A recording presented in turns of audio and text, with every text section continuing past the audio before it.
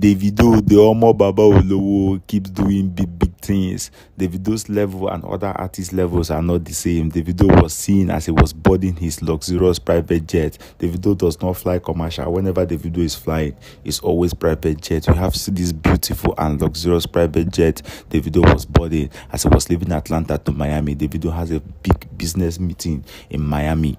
Davido was seeing all smiles as he shows off the interior of this private jet. This private jet is so massive with a bed inside. Davido was just seen lying down and just having a good time.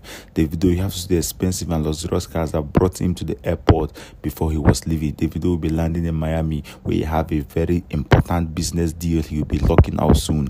Davido is living the best life possible. Imagine as a boy, you are just flying private jet every flight you are taking. Davido is on another level, guys. You don't compare him with all those artists. When they call him Omo Baba Olowo, they tell you, be choice. Okay, guys, I'll be sharing with you how the whole thing went down. Drop a comment below, tell what you think about it, like and share, and don't forget to subscribe to the channel.